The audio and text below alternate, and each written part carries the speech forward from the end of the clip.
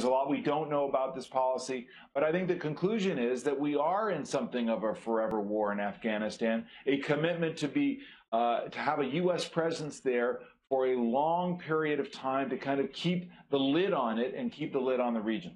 John Kirby, she said something that I want to get your take on, because this is the thing that has always sort of confused me. Obviously, you don't want to telegraph to the enemy your timeline, your troop movements, how many you're sending. That makes sense. But what about telling Americans what they're in for, what they're committing to? What's the balance there of how much information the president is supposed to offer up in an announcement like that last night? Yeah, the cutoff is strategy versus operations, right? The American people have a right to know what your strategy is. They have a right to know what you're trying to do, your ends, your ways, your means. But they don't have a right to know every little operation you're conducting and what individual units are doing on a day-to-day basis. And obviously you don't want the enemy to know that either. I don't think the president got that balance right last night, quite frankly. Look, I'm glad he's got a strategy for Afghanistan. It's just too bad that this isn't his strategy. This is President Obama's strategy. He just nibbled off a few things that he knew the generals didn't like time management, like micromanagement from Washington, D.C. And, oh, by the way, he's not going to get away with the fact that he's not talking about numbers. I was actually glad that the speech last night wasn't about numbers. I didn't want it to be. But when he says, hey, we're not going to talk about them, he doesn't get that choice. When the Congress comes back in September, I'm guessing they're going to want to have hearings and discussions about this Afghanistan strategy, and they're going to want to know point blank how many troops he's going to send and sort of what the timeline is. They're going to have to talk about this. And frankly, they should have to talk about this, because there's lots of moms and dads out there that are sending their sons and daughters off to boot camp, and they need to know how many are going to go and what they're going to be doing. Congress has totally bailed on this. President after president, they've abdicated their duties to declare war and own this part of the check on the executive. The authorization from the use of military forces from 2001. It's an embarrassment. They say they're going to change it. We'll see. Chris Cillizza, there was another point that Nikki Haley spoke to here that created a little policy confusion.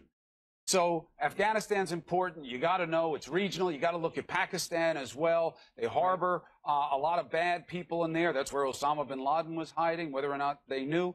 But she says they didn't need to be in the travel ban, though, because we know enough about the people who want to come from those countries to the United States. How can that be? Well, because I think there's some policymaking why. I think if Nikki Haley had it to do all over again, if you had a President Nikki Haley, which maybe you will have a candidate Nikki Haley at some point, but if you had a President Nikki Haley, my guess is you wouldn't have the travel ban. It was certainly ill-conceived as the way it was originally written. It seemed to be somewhat slapdash, an attempt to make a very quick campaign promise fulfilled. The work primarily we know of Steve Bannon and Steve Miller, one of whom is not at the White House any longer. So I give Trump credit in that this process did take a while. He did change position from the campaign and from what he had said previously when presented with more and better information. But that's the anomaly thus far in his presidency. The way in which the travel ban was both written and then executed is more the rule, which is much more herky-jerky, much less thought about impact. And so I think that's why you see the policy confusion, because one policy was created sort of in a week or two out of whole cloth to make good on a campaign promise. The other one was 7 months plus in the making. There's a difference when you actually spend time, engage with the issues, talk to the relevant people who tell you this can work and this can't work. Now, oftentimes, by the way, those policy solutions are less than thrilling to any one side, and I think that's what you're getting out of Afghanistan. So, David Gregory, you've often talked about sort of the split screen that we see with the president, teleprompter President Trump, where he sticks to the speechwriter's words and to his message, and then there's rally Trump, or even press conference President Trump, as we saw when he was trying to explain his reaction to Charlottesville. So last night, after the president's speech, we had House Speaker Paul Ryan as part of a CNN town hall, and he said for the first time in his strongest language yet that he thinks that the president really messed up during that press conference about the Charlottesville reaction. Here is Paul Ryan. So I do believe that he messed up in his comments on Tuesday when it sounded like a moral equivocation, or at the very least moral ambiguity, when we need extreme moral clarity. Let me just back up for a second and make one or two other points. It should not be about the president. This is not about Republicans or Democrats. This shouldn't be about some vote in Congress or some partisan issue. This is so much more important than that. So we're happy, obviously, that the speaker was part of the town hall, but, you know, it did take him a long time to come out and criticize the president. Yeah, I think so. I mean, where were those words? Where was that public stand right as this was happening? In the heat of the moment. That's what leadership required of Paul Ryan, who I think is a strong leader and a very principled person, as I've known him and covered him over the years. I continue to be surprised by Speaker Ryan and his relationship with President Trump and his reluctance to speak out for the values I believe he stands for as a politician and as a person. But he is making a choice, and I suspect some of that has to do with the responsibility he feels to House Republicans and to maintaining political control of the House. And I think it's also policy-based. I think that for all of the chaos around the Trump presidency, the one person who has had a very disciplined and laser beam focus on the agenda is Paul Ryan. And I think he thinks that even healthcare that slipped through his fingers, that tax reform is still possible. All right, panel, thank you all very much for all of the insights. We appreciate it. We do need to get to breaking news right now, though. So divers have found remains in the search for 10 Navy sailors who went missing after their warship collided with an oil tanker in the Pacific. CNN's Matt Rivers is live in Singapore for us with all of the breaking details. What have you learned? Allison, we just returned from a press conference with the commander of the Pacific Fleet for the U.S. Navy, Admiral Scott Swift, and he confirmed that this accident is now a deadly accident. Remains have been found. Let's show you what he said just moments ago. The U.S. Navy and Marine Corps divers joined a search today, assessing sealed compartments in damaged parts of the ship. The divers were able to locate some remains in those sealed compartments during their search today. Additionally, the Malaysian Navy has reported that they have located potential remains. They are working to confirm and identify those remains. And so what the Admiral would not say, though, is exactly how many of those 10 missing U.S. sailors have been recovered so far. He said that this is now a recovery operation. It is not a rescue operation, and that is the priority, trying to get to those other remains. Those remains found inside some of the sealed compartments of that ship that was damaged early Monday morning here, local time in Singapore. That remains the priority, but of course there were questions about what caused this all in the first place. The Admiral would not speculate. He said, though, there will be a long review by the U.S. Navy to figure out exactly what's going on here. But the simple truth is that recovery like this is hard. Those ships are big, the compartments are flooded, the searching is difficult, and it takes time. Matt, stay on it. Thank you very much. President Trump says U.S. troops will fight to win in Afghanistan, but he didn't lay out a clear strategy or timeline. So what does that mean? We have a Republican congressman and retired Navy SEAL joining us next.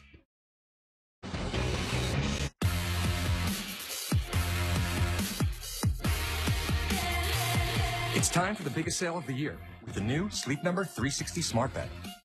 It senses your every move and automatically adjusts on both sides to keep you effortlessly comfortable. And snoring? Does your bed do that? The new 360 smart bed is part of our biggest sale of the year, where all beds are on sale. And right now, save 50% on the Labor Day limited edition bed plus free home delivery and Saturday. Duncan just protected his family with a $500,000 life insurance policy. How much do you think it cost him? $100 a month? $75? $50? Actually, Duncan got his $500,000 for under $28 a month. Less than $1 a day. His secret? SelectQuote. In just minutes, a SelectQuote agent will comparison shop nearly a dozen highly rated life insurance companies and give you a choice of your 5 best rates. Duncan's wife, Cassie, got a $750,000 policy for under $21 a month. Give your family the security it needs at a price you can afford. Since 1985, SelectQuote has saved over 1 million families millions of dollars on life insurance. Call now. 800-556-0900. Or visit SelectQuote.com. Discover what over 1 million families know now. We shop, you save. The U.S. needs to develop more renewable and clean energy resources because there are limits to the amount of fossil fuels that we can burn. Since 1925, we have depended on diesel generators, burning approximately 1 million gallons of diesel fuel a year. We're going through an energy revolution. Our mission is to make offshore wind one of the principal new sources of energy. Not every bank is willing to get involved in a first-of-its-kind project. The city really stepped up when we needed them. The city saw the promise of clean energy, and they worked really closely with us financing the first offshore wind farm in the United States. The wind farm will lower power prices. We're polluting the air less. Businesses and homes can rely on a steady source of power. The Block Island Wind Farm is a catalyst. This will be the first of many offshore wind farms in the U.S.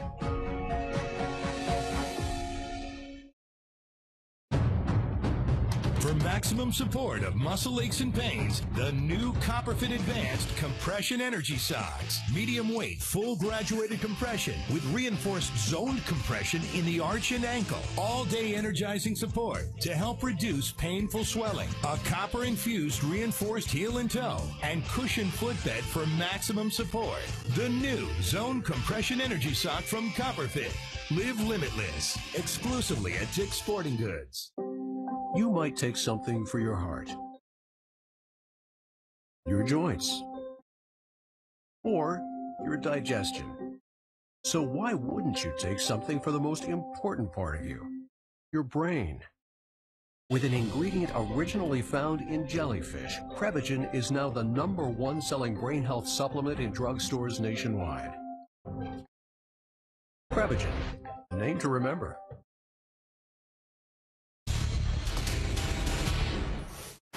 My original instinct was to pull out. And historically, I like following my instincts. But all my life, I've heard that decisions are much different when you sit behind the desk in the Oval Office. Now, with President Trump reversing his stance on Afghanistan and recommitting to the war there. But the president did not give any details on troop levels or a timetable. Does his new policy amount to a blank check somehow? Joining us is Republican Congressman Scott Taylor. He's also a former Navy SEAL and Iraq War veteran. Congressman, good morning. Morning, Allison. How are you? I'm doing well. I know that you liked the president's speech last night. What did you hear? Well, I certainly heard a sort of a disruption of status quo, if you will. And, you know, I represent the area that has more military and veterans than any congressional district in the nation. So if something happens in the world, our people are going, and our folks are certainly in Afghanistan, and they will be. I want to know that they're going to be able to have the rules of engagement they need, that they're not going to be micromanaged by politicians in Washington. So I did like what I heard yesterday. And he actually did say that would not be a blank check. I think that his skepticism of Afghanistan and instincts are warranted. I think there are a lot of folks in the American public, you know, that they're not happy with the nation building. They're not happy with where we are 16 years later. So for what I heard was, we're going to change the status quo. We're going to put pressure on countries in the region, and then we will reevaluate and see where we are with that. And I do want to hear that. That's something that I think that we needed to hear as a country, as well as folks that are in the military. The president didn't give any specific troop levels, but our sources White House say that he'll be adding 4,000 troops to Afghanistan. How will that change? How will that change what's going on in Afghanistan, that level of troop build? Well, from what I understand, I've definitely read the reporting, but from what I understand, he's already delegated that authority previously to Secretary Mattis up to 4,000. So from what I understand as well from yesterday, that it will be conditions-based, of course, that's on the ground. So what the strategy is and how that changes everything, that completely depends on conditions on the ground. As a special warfare fighter myself, you know, I like to see unconventional type things as opposed to conventional, and certainly in areas like Afghanistan that are not for necessarily conventional forces. But, you know, I don't know their specific strategy, but I will leave that up to them and the conditions that are on the ground that dictate what you need to do. I understand, but does that number make sense? I don't think you should get. I don't think that you should get I don't think that you should or us should get swept up in what the actual number is. I don't think that doesn't make sense to me as a military man. It all depends, and it's dictated by what the conditions are on the ground and where they're needed. But 4,000, I hear you, but 4,000 feels like the right number to change the equation there? I don't know the answer to that. I know that the commanders on the ground will know the answer to that more than me. I don't like politicians micromanaging from Washington. So as now a politician, I'm not going to try to do that from Washington. Do you think, I hear you, about your district? I didn't know that you sent the most soldiers to fight. That's interesting. Do you think that... Well, what I'm saying is we have the most active duty and veterans of any congressional district in the nation. Okay. Not the most to fight in Afghanistan. Most active duty and veterans. The most active duty and veterans combination in the country in terms of congressional districts, yes. Okay, that's noteworthy.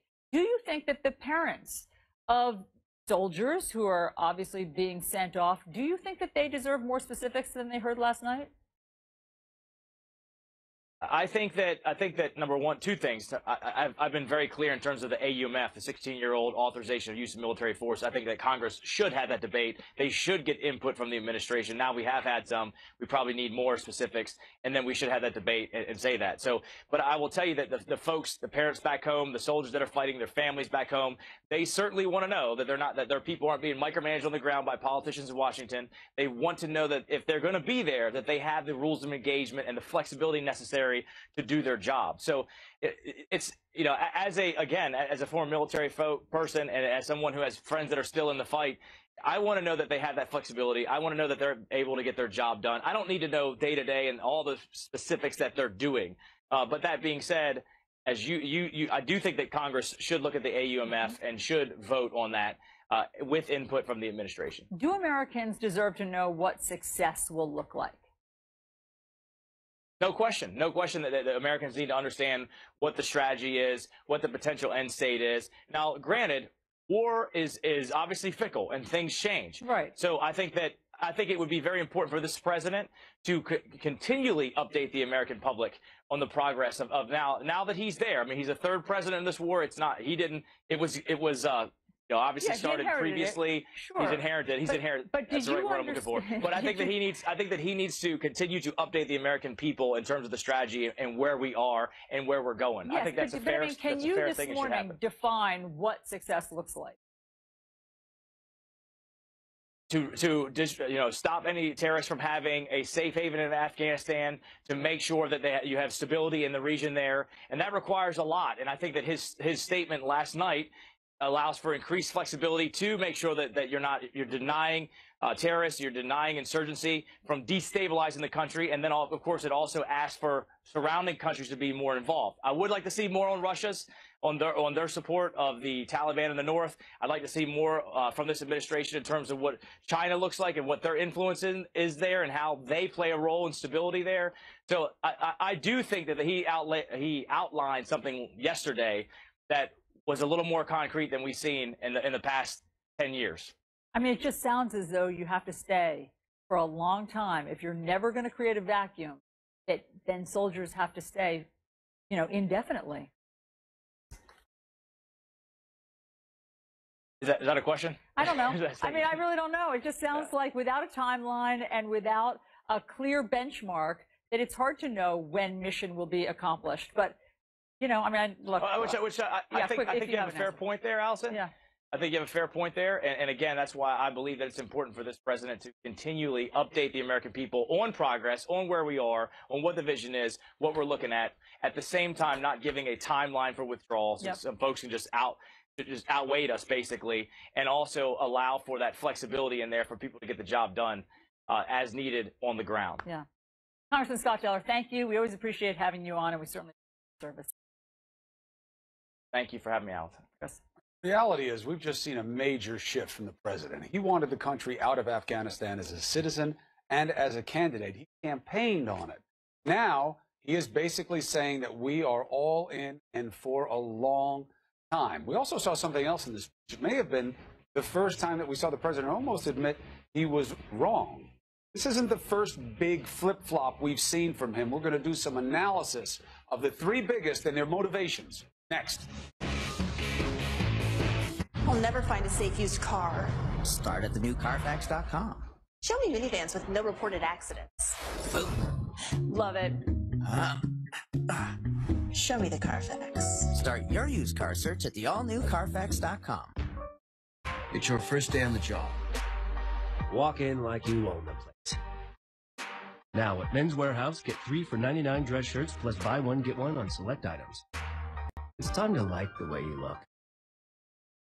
Hi, Anthony Sullivan here for the Hurricane Spin Broom. The lightweight, easy, cordless sweeper that picks up practically everything. It weighs less than 2 pounds, and its rotating bristles clean like a street sweeper. It gobbles up everything in its path. Use it for dry food, wet food, pet hair, or tough sticky rice. It even sweeps slippery ice. So light, I can pick up a mess using my pinky. The Hurricane Spin Broom is whisper quiet and swivels in and around furniture quick and easy with no cords and no batteries. The secret's the triple brush technology that uses centrifugal force combined with the rotating action to sweep up everything in its path. Just push to empty in the trash, your hands never touch the mess. And the Spin Broom has a mega mouth that's big enough to pick up a ham sandwich. Look at that! The giant corner brushes clean along baseboards and toe kicks with no scuffing and no scratching. Use it on tile, wood, even vinyl. It gets into the grout lines, leaving nothing behind. And the full flat handle lets you reach and clean under furniture. Watch this. The little shards of broken glass are no match for the Spin Broom. And it's so easy to use, kids can and will use it. Plus, you can rinse it clean, and it stores practically anywhere. Vacuums are heavy, and the old way is backbreaking work. And stop chasing around the line from a dustpan and broom. Call now to get the original Hurricane Spin Broom for just $19.99. Put order right now, and you can double the offer. Plus, get our Sticky Buddy, the reusable sticky roller that picks up pet hair and lint and washes clean in seconds. Just pay a separate fee. So get your special offer Hurricane Spin Broom for just $19.99. Here's how to order. Call 1-800-406-7486 to get your Hurricane Spin Broom. Call or visit byspinbroom.com. So call 1-800-406-7486. That's 1-800-406-7486. Deluxe version available. Order now. The untold story of how America stopped a dangerous Cuban espionage operation. He was the personal spy for Fidel Castro. Declassified. Saturday night at 9 on CNN. Eligible for Medicare? That's a good thing. But it doesn't cover everything. Only about 80% of your Part B medical expenses. The rest is up to you. So consider an AARP Medicare Supplement Insurance Plan, insured by United Healthcare Insurance Company. Like any of these types of plans, they could save you in out-of-pocket medical costs. Call United Healthcare Insurance Company today to request a free decision guide. With these types of plans, you'll be able to visit any doctor or hospital that accepts Medicare patients. Join the millions who have already enrolled in the only Medicare supplement insurance plans endorsed by AARP and provided by United Healthcare Insurance Company, which has over 30 years of experience behind it. Apply for a Medicare supplement insurance plan anytime you want. So don't wait. Call United Healthcare now to request your free decision guide. This is CNN, the most trusted name in news.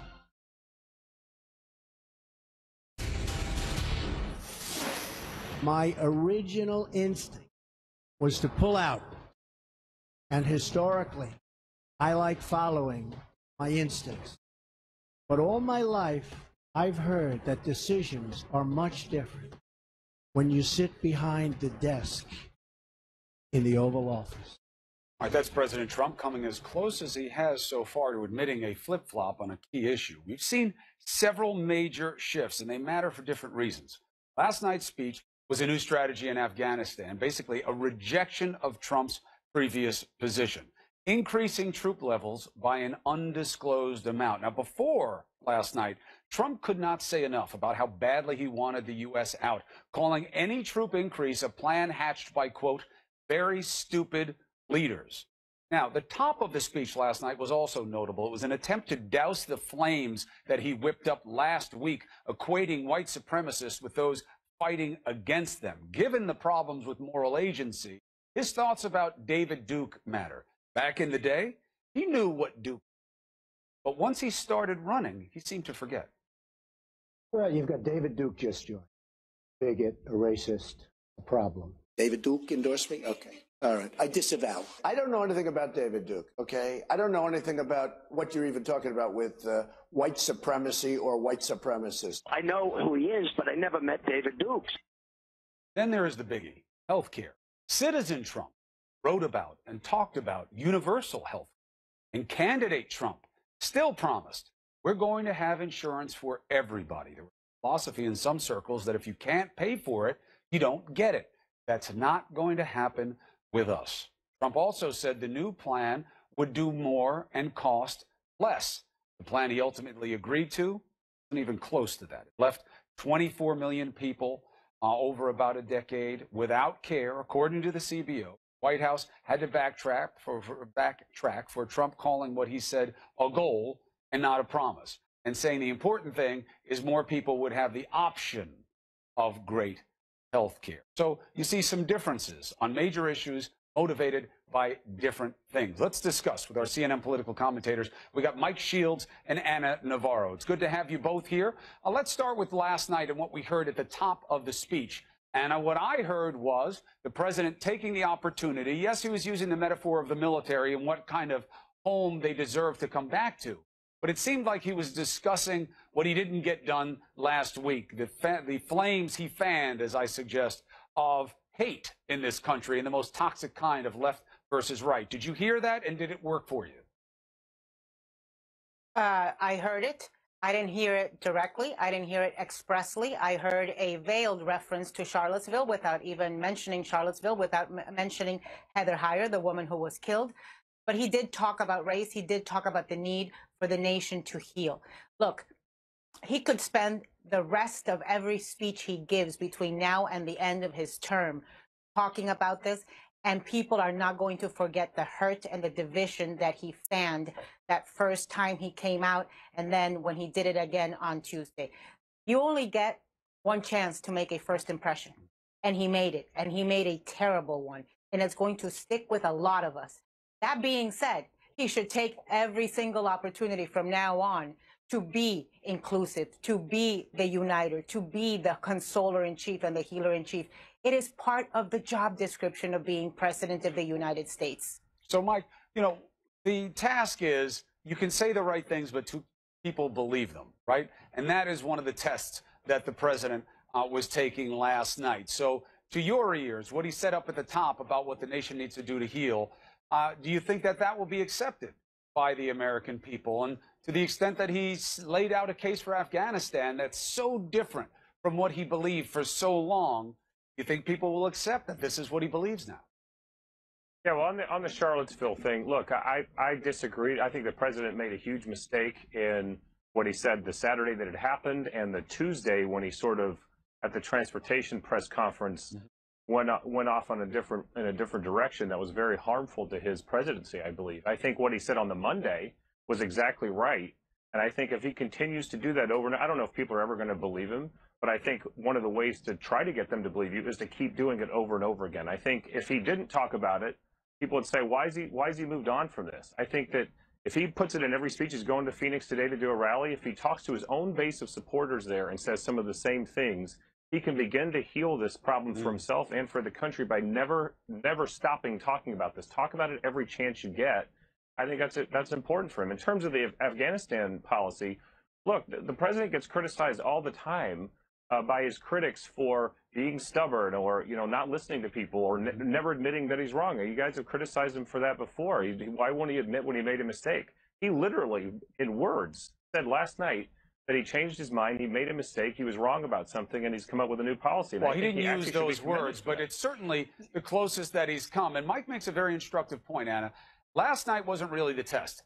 He read a prepared speech. It does show that he adhered to a process that our leaders should always follow, right? It was deliberative, it took time, there was back and forth, questions were asked, and an eventual assessment and conclusion was drawn, and he delivered it and he executed it last night.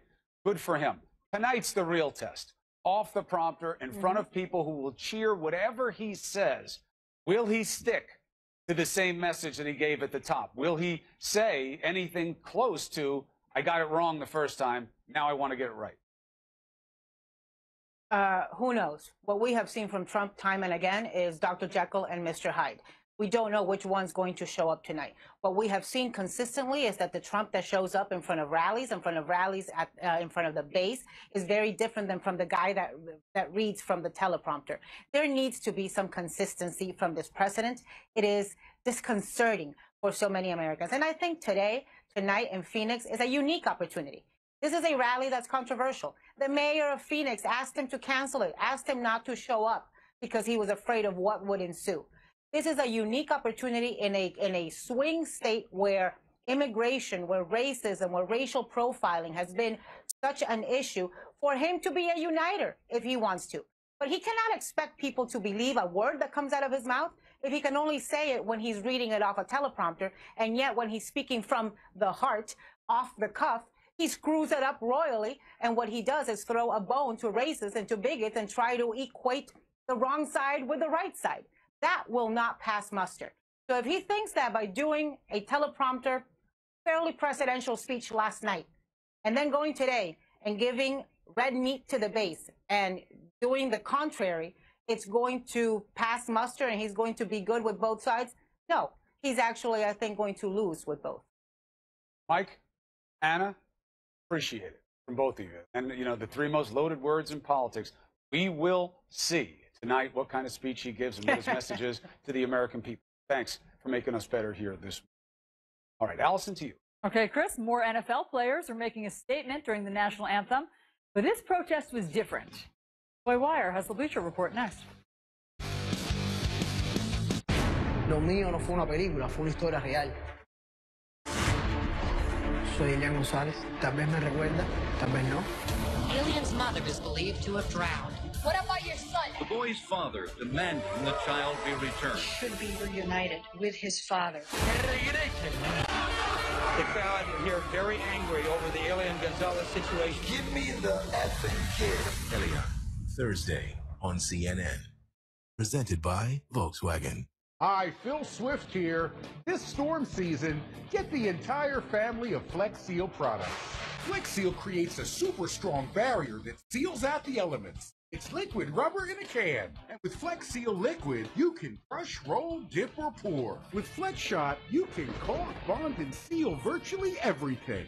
Flex Tape is the super strong waterproof tape that can patch, bond, seal, and repair. Make the Flex Seal family part of your storm preparation kit. If you just sign that first one there. I'm so sorry. I don't feel comfortable signing that. I don't get the math here. Was this the same car we talked about? What's this dealer preparation thing? I'm so sorry. This just is not what we talked about.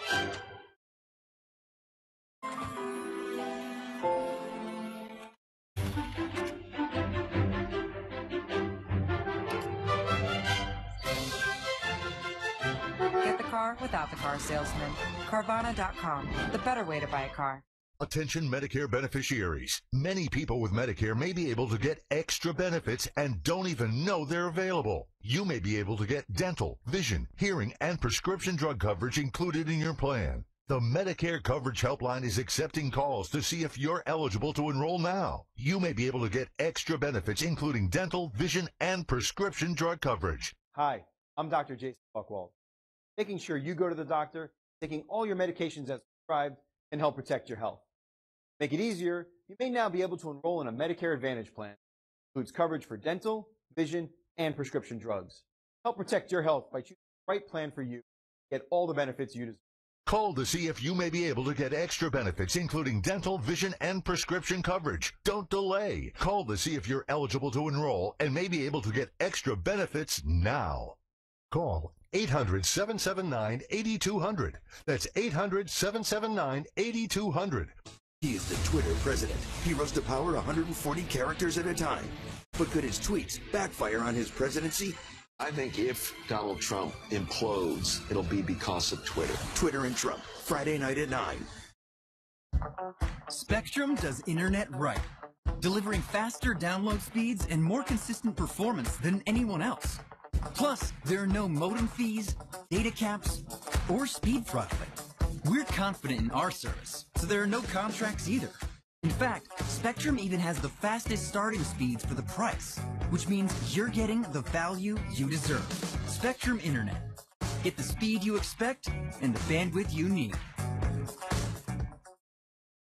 Get ready for tailgating season during Camping World's Touchdown Tailgate event. Now through August 31st. This month only, find the lowest prices on hundreds of RVs, with Keystone travel trailers starting at under $15,000 or $128 a month, and new 2017 motorhomes starting at $484 a month. Enjoy a hot dog lunch every Saturday during the event from 11 to 2. Plus, receive a tailgate experience package with any RV purchase. Don't wait. This offer won't last long. The Touchdown Tailgate event ends August 31st, only at Camping World in Richmond.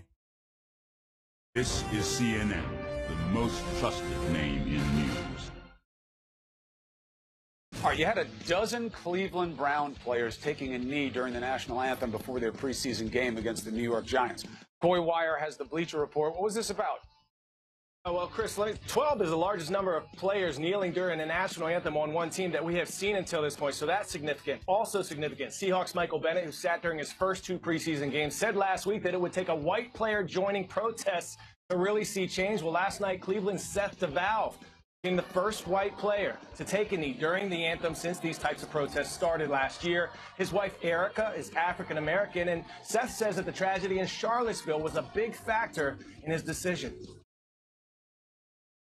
We wanted to draw attention to the fact that there's things in this country that still need to change. And I myself will be raising children that don't look like me.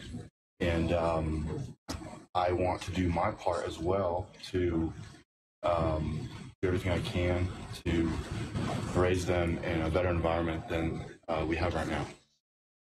All right, let's get you your feel-good from the sports world today. Venezuela celebrating a game-winning hit in the final inning of the Little League World Series action last night. They're playing the Dominican Republic. Well, on the other side of victory is defeat. Nobody took it harder than pitcher Edward Uceta. He'd been the star for his team until this point. He gave up the winning hit, but the coaches from the opposing team rushing to console him, and these young opponents, the 11 to 13-year-old boys from Venezuela, Allison, giving us all a lesson in humility and sportsmanship and being there for someone in a time of need. That is so touching, boy. That is some sweet video right there of them hugging him and everything. Thank you. All right, so President Trump's entire White House Arts and Humanities Council resigning in the wake of the president's response to Charlottesville. Actor Kal Penn was one of them. He joins us next.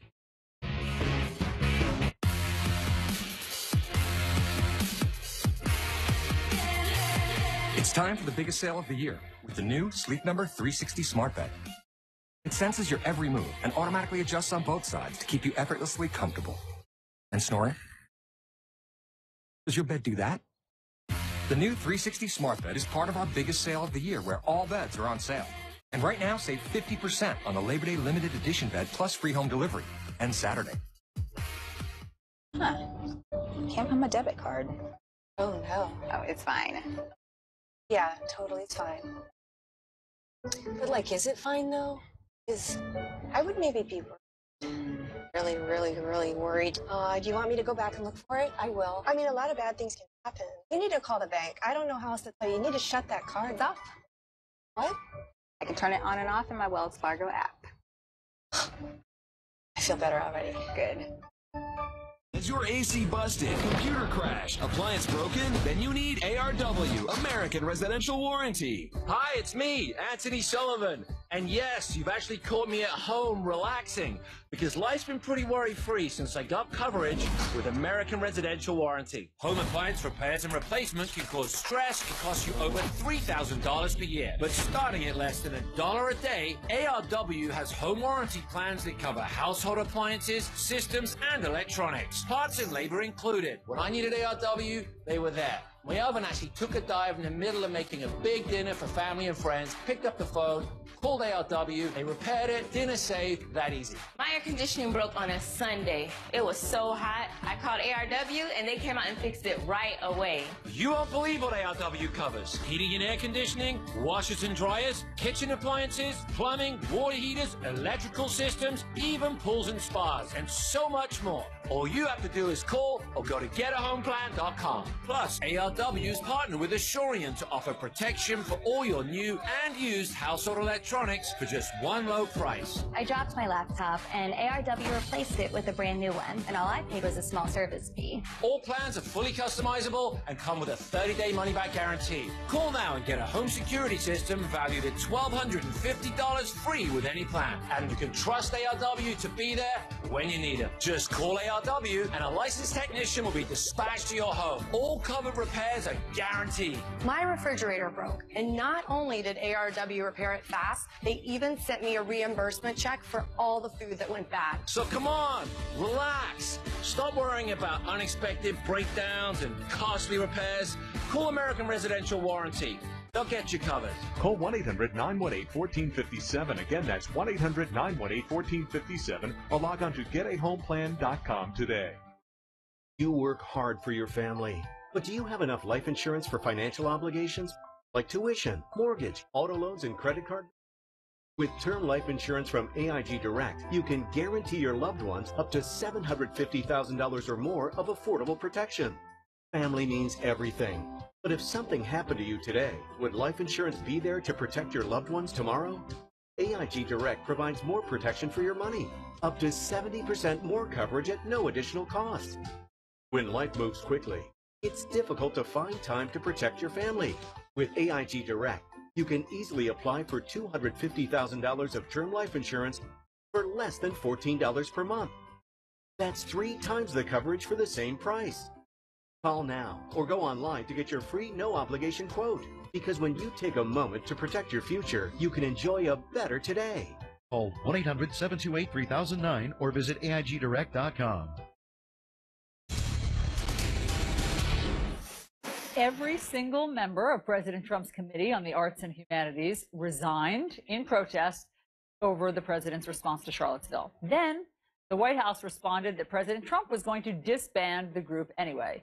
Actor Kal Penn didn't think that was true, so he tweeted this, LOL, Donald Trump, you can't break up with us after we broke up with you.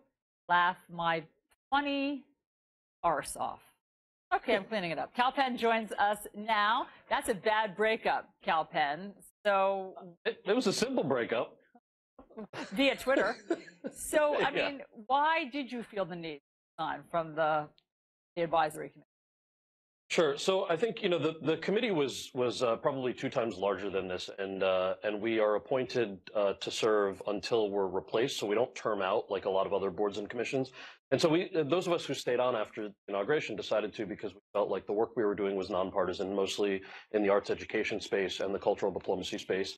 And we work with a lot of kids. You know, we work in 18 or 19 different states in this program called Turnaround Arts that's now been moved to the Kennedy Center, by the way, and it's still running very, very vibrantly. But after the president's Charlottesville response, you know, I think most of us just didn't feel that it was appropriate anymore, and we just didn't want our names associated. There have been plenty of opportunities for you to act out if you wanted to. Why Charlottesville? Well, we don't see this as acting out. I mean, part of it is, you know, when you choose to stay on between administrations, obviously we disagree with the Republican agenda when the president went and attacked trans service members and trying to roll back Obamacare and pull out of Paris. And that's, I think, his right to do. He was fairly elected.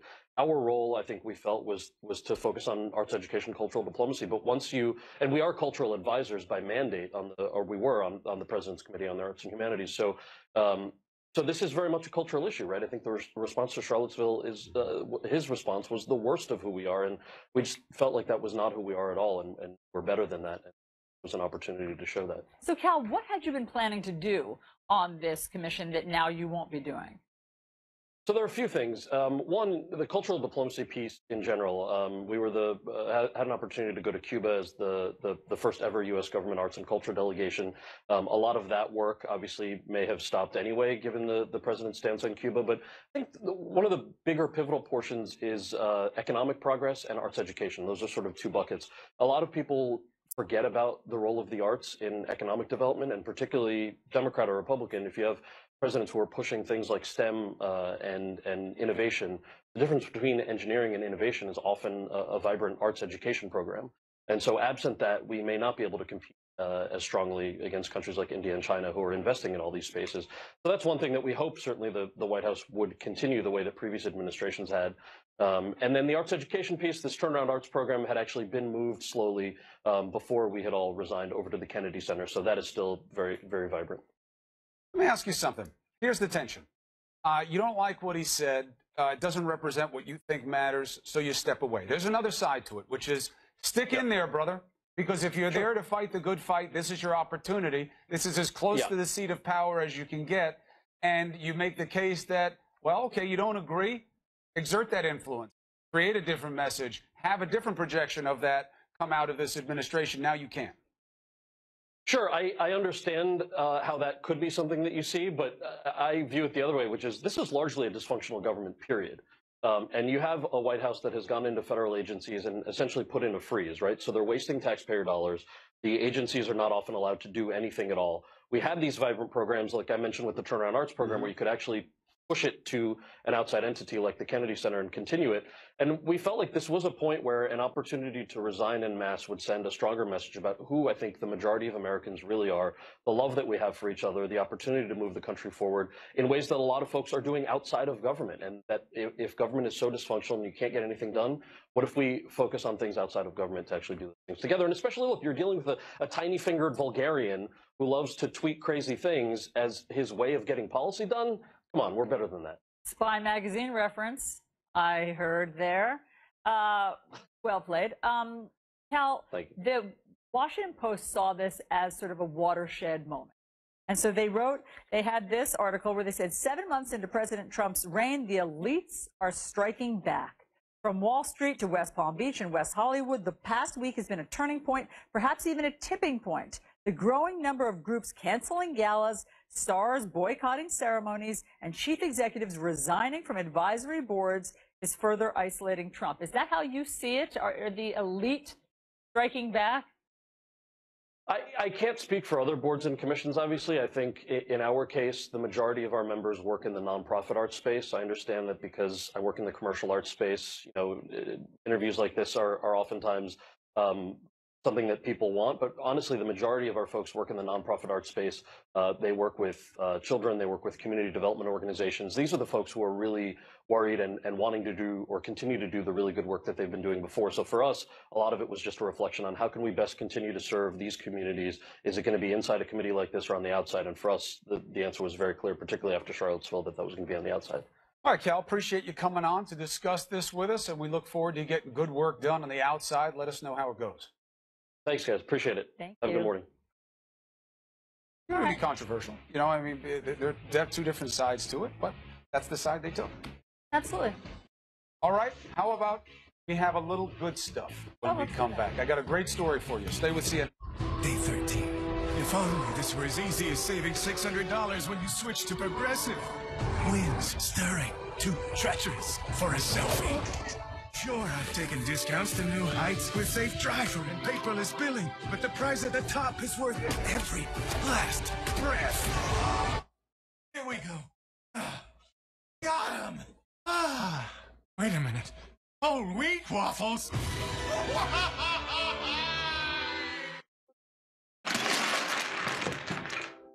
These are the ones. Sorry. Don't worry about it. Honey. At our house, we need things that are built to last. That's why we got a Subaru. Love, it's what makes a Subaru a Subaru. Get 0% APR financing for 63 months on all new 2017 Legacies. Ends August 31st. This school year, it's okay to stumble, to struggle, to want to give up, but not to give in, to be scared, but not scared away, or hit the wrong note, and keep playing. You're learning resilience, tenacity, lessons you can't put a letter grade on, lessons I'm learning too. Here's to the moms who show their kids that every step, even a misstep, is a step forward. And from the ocean waters off the coast of Florida tonight, Alien's mother is believed to have drowned. 6 years old is too young to speak for themselves. Why has this become so political? Well, of course, I'd rather grow up in the United States. The Cuban-American National Foundation versus the Castro brothers. The crowd here very angry over the Elian Gonzalez situation. This was spinning out of control. God, America, what did you do this for? CNN Films presents Elian, Thursday on CNN. Attention, if you owe money to the IRS, this is an urgent message. The IRS is cracking down this year by sending out heart-stopping letters, aggressively garnishing paychecks, seizing bank accounts, and putting liens on homes and businesses. They call it enforced compliance. And you better watch out, because penalties and interest on unpaid taxes compound daily, making it seem impossible to ever get out of debt. Don't let tax debt destroy your life. You need to call Optima Tax Relief, the #1 tax resolution firm. They are experts in the Fresh Start Initiative, one of the biggest breaks the IRS has ever offered. If you qualify, you could save thousands, even tens of thousands. Optima's resolved over $500 million of tax debt for their clients. They have an A+ rating with the Better Business Bureau and will fight to get you the best deal possible. Call Optima now for a free consultation. Call 1-800-908-8996. That's 1-800-908-8996. CNN Special Report, Twitter and Trump, Friday night at 9.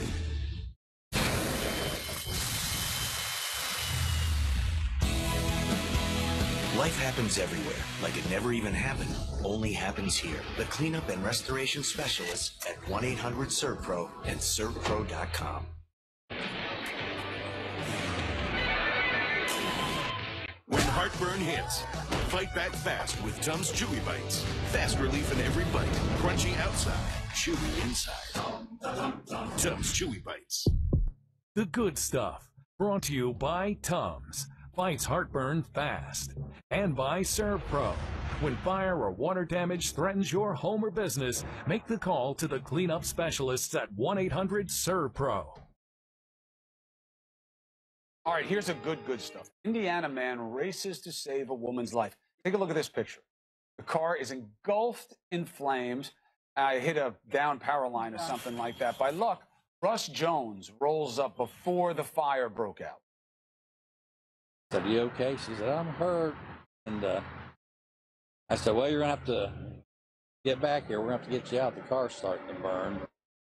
Russ gets the woman out of the car, and just minutes later, it bursts into flames. Now, what would you do? A lot of people wouldn't even stop, let alone approach a situation like that.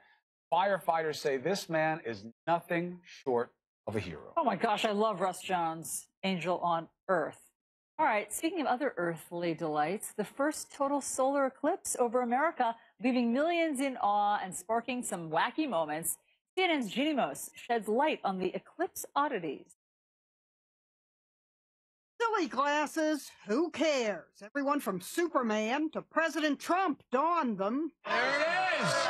It is incredibly dark. It's very eerie. It's a spooky experience. I may be speechless. I see a shadow covering the Earth. It was the blanket news coverage of the eclipse. Totality now arriving. So happy I could cry. I'm a little breathless. That was our 2 minutes of ecstasy. Coverage ranged from the couple that found ecstasy getting married during the eclipse. Two hearts aligned today. To the Washington Post live streaming the eclipse's effect on fainting goats. Scared, they sometimes do this, but during the eclipse, they almost just didn't move. Bonnie Tyler sang her signature song on an eclipse cruise. Total eclipse of the heart. Can you stare into a total eclipse of the heart without glasses? Look into my heart. I wear it on my sleeve. People sure were scared into wearing those glasses. You're not supposed to stare right at the sun unless you hate your eyes. That's concentrated energy that can not only burn your glasses, it can also burn your eye. When it was over, The Guardian pranked readers with a How to Tell If You Damaged Your Eyes article that was intentionally blurry. Outside the path of totality, that's it though, the 71% eclipse in New York City was underwhelming. I think it's cooler to watch the people watching it. Especially people using oddball boxes. You still see it? Yeah. Does it work better if it's organic? I think it does. And though the president's glasses worked, that didn't stop him from glancing up without them. landing him on the cover of the New York Daily News. This newborn was named Eclipse. Others were dressed in Eclipse outfits. And NASA released a photo of the International Space Station silhouetted against the sun, which was, of course, then photoshopped from Chris Christie to E.T. During the last solar eclipse over North America in 1979, a network anchor spoke of the next one. That's 38 years from now. May the shadow of the moon fall in a world at peace. There was no peace, even from cars this time around. Can you hear the car alarm? Apparently the car is excited about the eclipse as well. Jeannie Mo, CNN, New York. All right, so you stared at the sun and won. I did. Are your kids out of the bomb shelter? Are they there? It was so underwhelming. I guess they could have left the house yesterday afternoon at some point. Allison said, I'm going to keep my kids inside. Yeah, like their mom. JB was out there staring up at the sun like a man. Well, my only mistake was I wore 15 in my eyes, and it turns out that wasn't the way to go. You needed at least SPF 30. All right. But John, Chris, that was a great yes. moment with Bonnie Tyler, where Yes. you were at the concert with the lighter. One of your favorite songs, too. I've heard you sing it many times. It was an important moment. Thank you all for sharing it with me and with the country. Chris, Allison, have a great day. We got a lot of news. Let's get to it. All right, good morning, everyone. John Berman here. The president's speech in Afghanistan was either a clear display of leadership, a complete flip-flop, a bold new strategy, the same old strategy, or maybe not even a strategy. It has been called all of those things by friends and foes, sometimes both. What everyone can agree on is the scripted speech might just be a preview for what could be an unscripted, controversial political rally in Arizona tonight. With the nation still raw over the response to the displays of hate in Charlottesville, what could possibly go wrong? More on that in just a moment. First, the nation's longest war getting still longer. The president revealed his plans while revealing few details.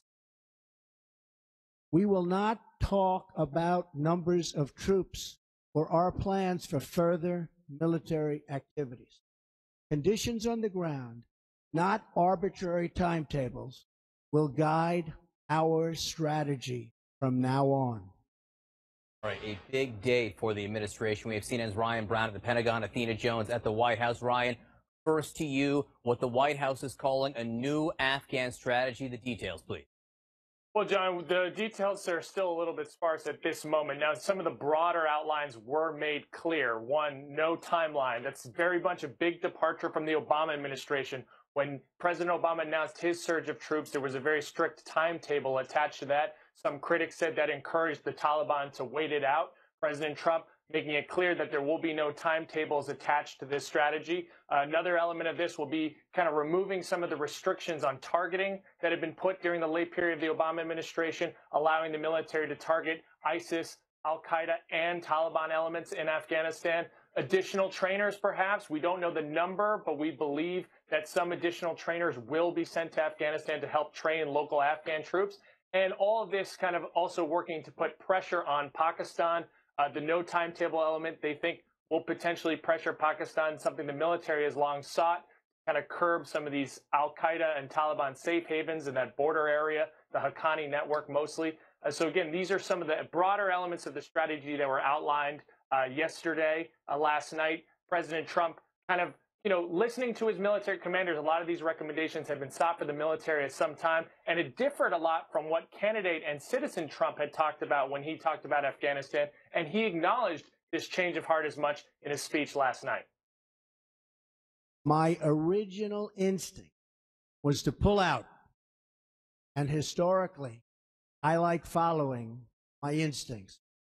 But all my life, I've heard that decisions are much different when you sit behind the desk in the Oval Office. In other words, when you're president of the United States.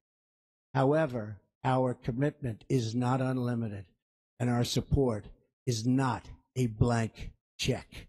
So President Trump clearly listening to Secretary Mattis, H.R. McMaster, and his other military advisors with regards to Afghanistan, giving them the chance to pursue a more engaged strategy in the months and years ahead. John? All right, Ryan Brown for us at the Pentagon. Thanks so much. Later this morning, the president travels to Arizona for a political rally. The big question, can the president extend his streak of political discipline to 2 whole days? Athena Jones at the White House. Athena, obviously, the president's been sort of stirring that Arizona pot hard for a while. Hi, John. He has.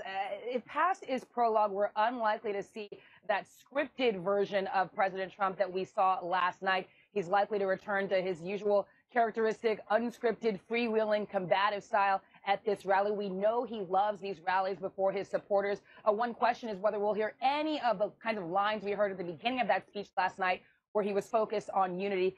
But as you mentioned, it's not surprising to see Democrats like members of Congress or Phoenix's Democratic mayor criticize the president for deciding to hold a campaign rally they worry will be divisive. What's more interesting is that Arizona's Republican governor is also skipping tonight's rally. He is going to greet the president on the tarmac when he arrives in Arizona, but he won't be there tonight.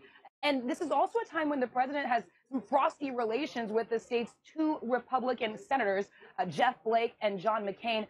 This is what the president tweeted about Jeff Flake just last week. He said, "Great to see that Dr. Kelly Ward is running against Jeff Flake, who is weak on borders, crime, and a non-factor in the Senate. He's toxic." And also at that now infamous press conference at Trump Tower, the president had some choice words for Senator McCain as well. Listen. Senator McCain? Senator McCain, you mean the one who voted against Obamacare? And he said Who is Senator? You mean Senator McCain who voted against us getting good health care? Those senators are skipping tonight's rally. One big question is, will the president officially endorse Flake's conservative challenger, Dr. Kelly Ward, at this rally? And also, will he pardon Sheriff Joe Arpaio, the former sheriff who has been convicted of contempt for ignoring an order to stop detaining people on mere suspicion of being undocumented immigrants? John? All right, Athena Jones for us at the White House. Athena, thanks so much. Joining me now to talk Afghanistan, Colonel Steve Warren, CNN military analyst, former spokesman for the anti-ISIS coalition in Iraq, and Julia Kayyem, CNN national security analyst and former assistant secretary at the Department of Homeland Security. Colonel, I want to start with you. There was a speech last night. The president spoke to the nation about Afghanistan, laying out his strategy. The question is this morning, what is actually different? What has changed now in terms of U.S. strategy? Yeah, that's exactly the right question to ask. The speech itself, I thought, was a well-written and fairly well-delivered speech that hit all of the high points. The real question is what's changed in the strategy. And the really only notable adjustment to the strategy is this pledge to shift away from a time-based strategy to a conditions-based. The rest of it really is a lot of the strategy that we had been working out of the Department of Defense for the last several years. Maybe with some of the rougher edges filed off, kind of these points that the Department of Defense and the generals didn't appreciate very much. For example, the ability to flow troops in and out without having to ask permission, the ability to have additional authorities to strike terrorists and other targets throughout Afghanistan. So these are kind of, I think, small incremental change. But the overall fundamentals of the strategy, from where I sit, appear to remain largely unchanged. No, you're adding, 4,000 troops, probably still doing the same types of things in the country you were doing before. But Julia Kayyem, the no timetable isn't insignificant in the sense that we've heard for the last several years that the Taliban, the bad actors inside Afghanistan, they always knew when the U.S. was getting out because President Obama kept on telling them when the U.S. was getting out. So from their point of view, all they had to do was wait. Yeah, I think, lifting a timetable matters symbolically, but the problem with at least the speech is it didn't sort of lay out what the conditions would be for our own military about when we'd be willing to say, okay, we're willing to leave Afghanistan at this stage. In other words, the conditions are just not known at this stage. And what's important to remember for everyone is the Taliban is going to outlast us. They outlasted, the Afghans outlast the Russians, are going to outlast the United States. So what's our primary interest? Of course, it's a counterterrorism effort with al-Qaeda and any growth of ISIS, and supporting to the extent we can a functioning government in Afghanistan. And that is it. We're not going to rebuild that nation, and we're not going to outlast the Afghanis. So what are the conditions that would make us more willing to leave? I have to say the speech left those conditions, I think, unknown at this stage. Though, if you listen to the president, he claimed that he did define what those conditions would be. He had this line defining victory. Let's listen. From now on, victory will have a clear definition. Attacking our enemies, obliterating ISIS, crushing al-Qaeda, preventing the Taliban from taking over Afghanistan, and stopping mass terror attacks against America before they emerge. So, Colonel Warren, it's interesting. The foreign editor at Breitbart, Raheem Kassam, in source here, there's a political element to this, which we'll talk about later in the show. But Breitbart notes in those definitions of victory, there are no real measurables, which is something you in the military care about a great deal. Do you agree, Colonel, with that assessment? Yeah, very difficult to measure those definitions of victory. And in fact, some of those definitions sounded more like actions, completed tasks. And I think it's notable that this could open the door to an essentially endless occupation. Taliban continues to exist. If they're not brought to the table, if a regional solution that incorporates Pakistan, India, China, and even Russia and Iran into a total solution, if we can't get to that spot, we'll have American service members in Afghanistan for the foreseeable future. Quickly, Juliet, 30 seconds left. New attitudes towards Pakistan. Pakistan, you know, a difficult relationship over several administrations. That's right. I mean, a much tougher stance against Pakistan and sort of calling them out to the extent that that matters. We've called them out privately. And I think that that was a significant shift, at least verbally, by the Trump administration. But while we're talking about a shift in Afghanistan, it is just quickly at least worth noting that in some ways the speech last night was Trump's default. I mean, if you look at our military engagement in Iraq, Syria, Libya, Somalia, Yemen, and now Afghanistan, since January, we've increased our military presence. So while we talk about a potential shift last night or a course correction or him going back on what he said in the campaign, in many ways, what he said last night was very familiar, at least during this administration. All right, Julia Kayyem, Colonel Steve Warren. Colonel, welcome to CNN. Great to have you here. Thank you both so much. All right, the president flips on Afghanistan, but is that already flopping with his base? We will find out tonight, maybe, when he tries to rev up supporters in this campaign-style rally in Phoenix, where Republicans are already on edge over the visit. And protesters bring the Charlottesville City Council meeting to a halt. Look at this. Protesters furious that the deadly Unite the Right rally was allowed to happen in the first place. You can hear them chanting there, "Blood on your hands." ProPlan BrightMind Adult 7+ promotes alertness and mental sharpness in dogs 7 and older. The difference has been incredible. She's much more aware. She wants to learn things. Purina ProPlan BrightMind, nutrition that performs. Hey, pass, please. I'm here to fix the elevator. Nothing's wrong with the elevator. Right. But you want to fix it. Right. So who sent you? New guy. What new guy? Watson. My analysis of sensor and maintenance data indicates elevator 3 will malfunction in 2 days. There you go. Still need a pass. Looking for a home service pro you know you can trust? For over 15 years, homeowners have trusted HomeAdvisor to find only the best home pros and do a thorough background check. So start every job at HomeAdvisor. Duncan just protected his family with a $500,000 life insurance policy. How much do you think it cost him? $100 a month?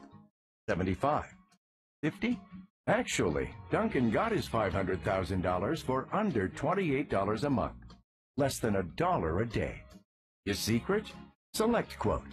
In just minutes, a SelectQuote agent will comparison shop nearly a dozen highly rated life insurance companies and give you a choice of your 5 best rates. Duncan's wife, Cassie, got a $750,000 policy for under $21 a month. Give your family the security it needs at a price you can afford. Since 1985, SelectQuote has saved over 1 million families millions of dollars on life insurance. Call now, 800-556-0900, or visit SelectQuote.com. Discover what over 1 million families know now. We shop, you save. May I help you? We just noticed your lawn here needed a little, What my lawn needs is for you nitwits to get off of it, okay? Introducing Floodlight Cam by Ring. Learn more at ring.com. Maria is an incredible mom. When it comes to helping her daughter, shopping for groceries, unclogging the sink, setting up dentist appointments, and planning birthday parties, nobody does it better. She's also in a rock band. Look at her shred. But when it comes to mortgages, she's less confident.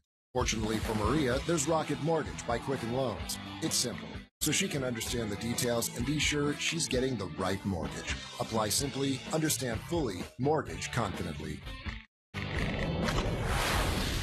Between Soleil and myself, we've got 7 kids going back to school. So we know a little something about this time of year. We sure do. And Moms, back to school means back to you.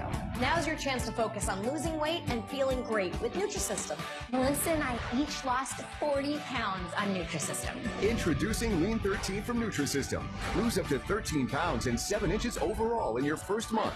Lose weight fast. Money back guaranteed. No measuring, no counting calories. No math, no meetings. Improve your health. Have more energy. Order your 4-week plan now. With Lean 13, you'll get specially selected meals, plus 1 week of NutriCrush bars free, and a week of Turbo Shakes to bust belly bloat free.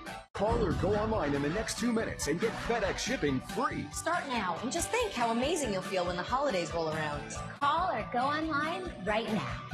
Call 888-993-THIN or go online right now and get Lean 13, FedEx shipping free, plus shakes and bars. Lo mío no fue una película, fue una historia real.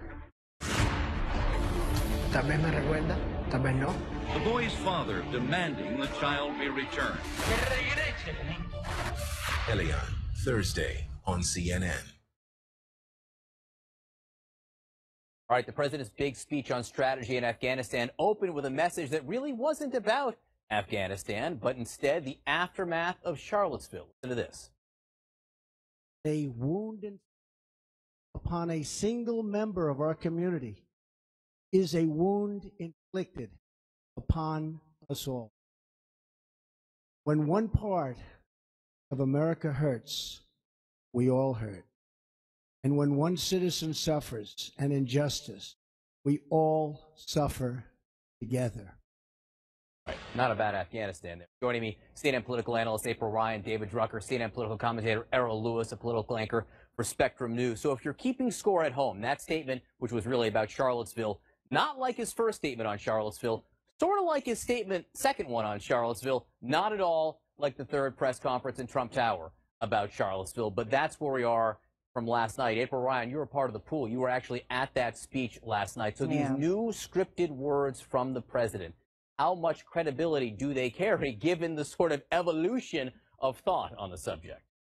It was interesting last night being in that room at Fort Myers, and I watched the crowd, the multiracial, diverse crowd last night of soldiers as the president was beginning to deliver a speech on Afghanistan, but talked about bigotry and race and how it's not tolerated, particularly for a military that since Truman has been inclusive, one of the first federal branches to be inclusive of all races. So the president tried to do a reset last night. His words were resounding, particularly for a military that's diverse and that it could possibly be going to Afghanistan to fight for the rights of all in this nation, not just for one group. So it was a stark contrast. I did pay close attention to his words. If he continues on that tone, he may begin to fix the situation of Charlottesville. That's a big chasm right now.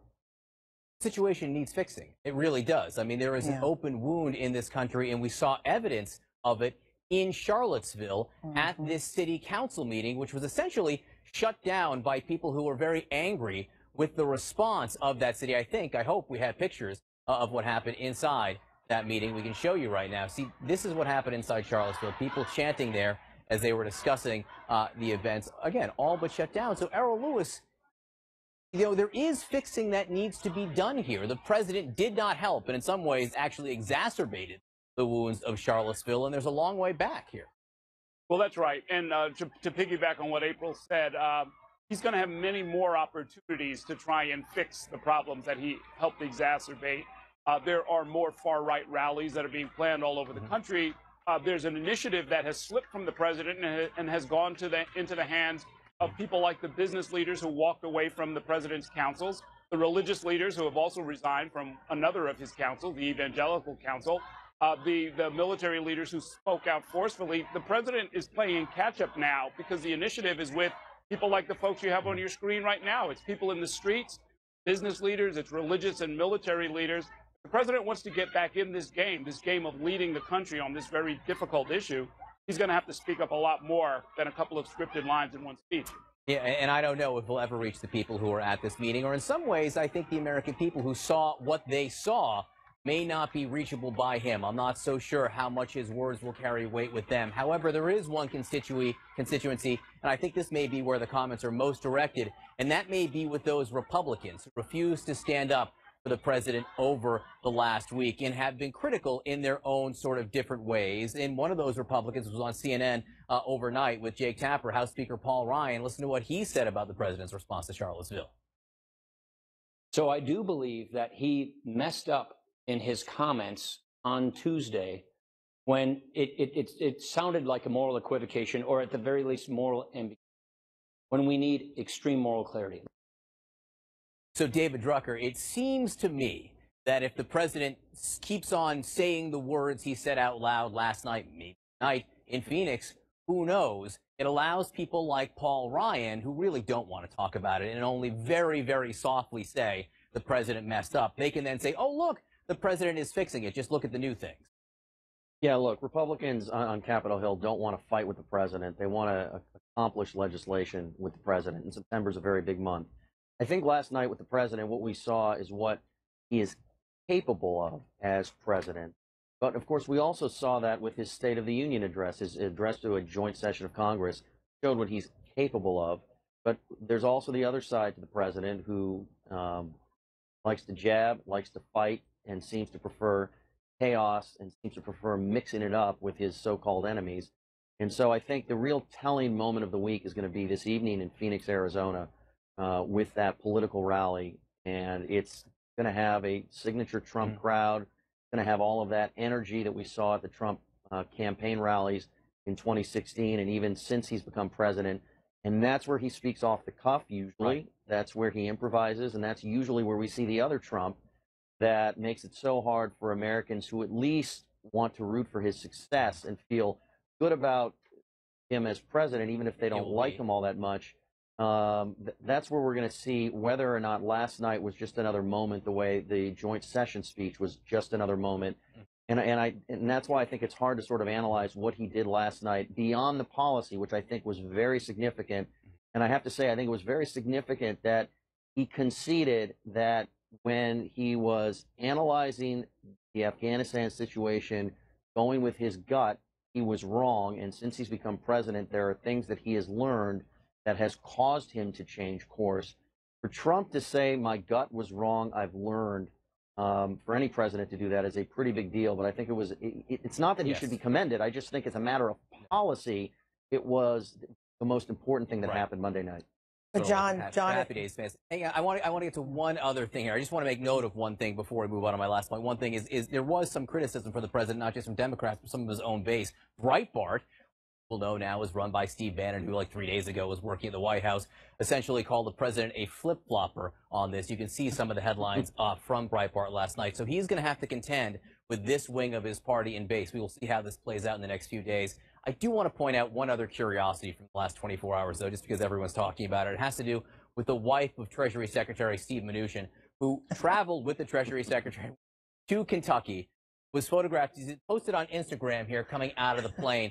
In her initial Instagram post, she hashtagged like every brand that she was wearing, including, and I'm not going to say this right, the Hermes. Thank